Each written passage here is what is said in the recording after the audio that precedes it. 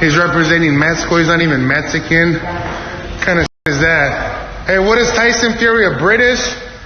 A British? Ain't even Mexican, man. Wearing the Mexican flag. You trying to ride the wave, bro? That's dumb, man. Stay in your lane. Represent your country. Tyson Fury, represent your country. Represent what you represent. People were like, what happened? Even guys. And he's crazy. He whack. He's cool, man. He's cool. He just needs to stay in his lane. Represent where he's from. Shouldn't be representing another country that he's not even a little close of. Andy Ruiz Jr. not very happy with Tyson Fury, telling the lineal heavyweight champion, stay in your lane. Don't cozy up to the Mexican fan base just because it's Mexican Independence Day coming up. Stay true to your own heritage. Don't try to take the Mexican heritage. And of course, Tyson Fury, he has a fight coming up this weekend, September 14th, in Las Vegas against fringe contender Otto Wallin. And this weekend is fight week, and this is where Andy Ruiz Jr. has reacted to. Fury in the open workout turned up to it with a Mexican wrestling mask on. And then through the workout, he continued with it on, and towards the end he was holding a Mexican flag. And I'll get to some comments from Fury in a moment from the open workout, but also, where does this all come from? Why was Fury doing this? Well, it sort of stems back to a week or so ago when the WBC decided it was going to put a couple of different commemorative titles on the line for a couple of fights this weekend. So Mexican Independence Day, it falls on September 16th, so the fights that are on this weekend, are pretty close to the actual Mexican Independence Day, and the WBC has decided to put a belt on for Jaime Munguia's fight, but also for this fight, Fury and Otto Wallin. Both of who are not of Mexican descent, nothing close to it actually. They're both Europeans. So, I mean, it was a bit curious that it was on the line here, but this is the WBC has decided to do this.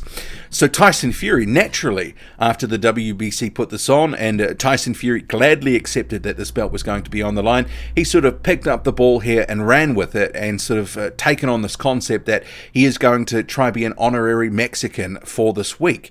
And obviously, with the fight falling close to Mexican Independence Day, he's really trying to ham this up, and this is why he has done what he's done in the open workout. And I think we can expect to see that Tyson Fury will actually, on fight night, I'd be shocked if he wasn't wearing some sort of Mexican-related sort of attire, because he did that for the first time with the Apollo Creed outfit, obviously trying to sort of say he was fighting in America now, and he had the uniform on, mimicking Apollo Creed, the American flag, that sort of thing. So he will do the same again. But Fury has actually responded to Andy Ruiz Jr., criticizing him for representing Mexico, saying, I just want to say happy birthday to Andy Ruiz, because it is Andy Ruiz's birthday. I hope he has a fantastic day, and don't eat too much cake.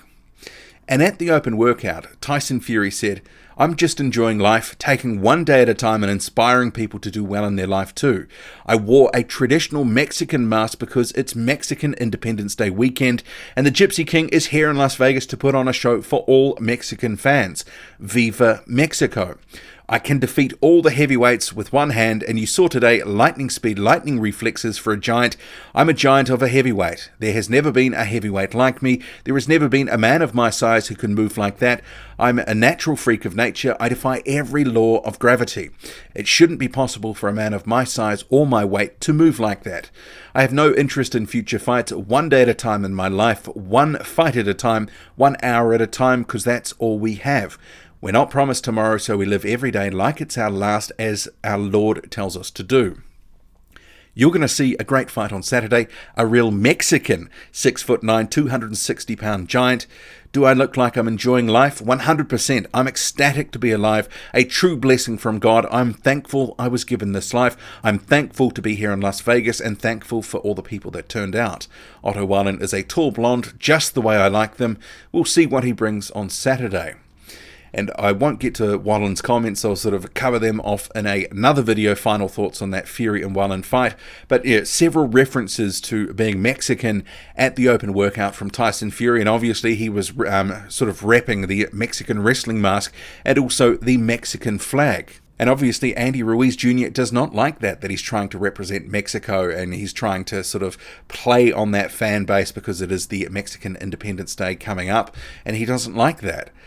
And I guess, some fans will agree with Andy Ruiz Jr. there because it is a gimmick. Tyson Fury is trying to use the upcoming holiday to sort of push his fight with Otto Wallen this weekend. And part of why he's doing that is the WBC has come in behind with this commemorative belt, which it's put 2 on the line for this weekend, 1 for the Fury and Wallen fight, 1 for the Jaime Munguia fight. And Munguia is actually Mexican. But I guess this sort of shows that, with the whole marketing of this fight, Otto Wallen is not really sort of interesting a lot of fans. And Tyson Fury has taken it upon himself, maybe with some advice from some others.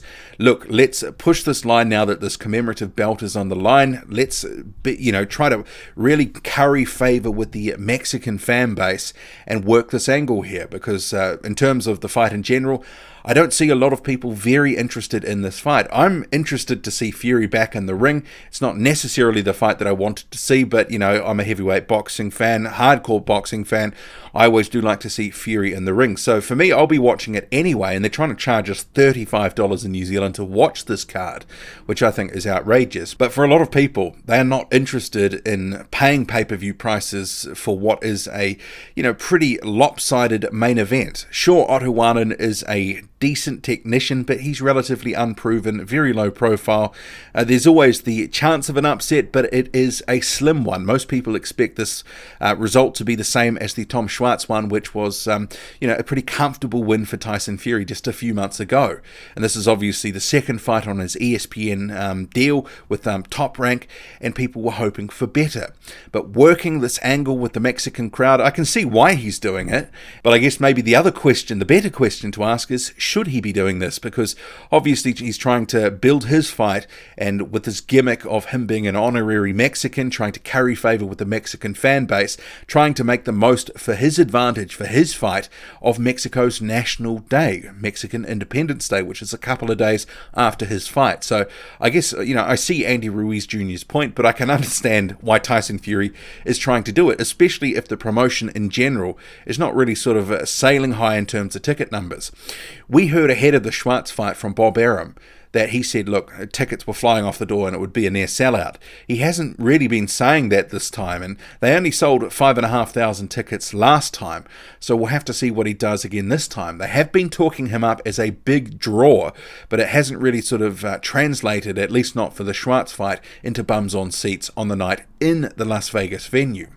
But Arum has actually been making some comments in regards to Fury that he is a massive star and that he has actually done more for ESPN Plus's subscriptions than any other fighter on any other streaming service except Canelo Alvarez. So he says he did enormous numbers of subscriptions for ESPN Plus in his first fight. Other than Canelo on DAZN, he has done more subscriptions on ESPN Plus than all of the other cards that DAZN had here in the United States. That says something, so he is like a franchise, and now having him fight on Mexican Independence Weekend with a heavyweight Mexican undercard, we are going to attract a lot of Mexican-American subscribers, and that is really what we are trying to do, and build up a tremendous fan base for Tyson Fury. And you cannot do that without appealing to the Mexican audience. By Mexican audience, I mean Mexican-Americans who live in the United States. And I guess the question I have from Bob Arum's statements is, how do you actually quantify why people signed up to ESPN Plus? At the moment, we know with DAZN, it's mostly combat sports, with boxing sort of at the front of that. They don't have a lot of other things at the moment.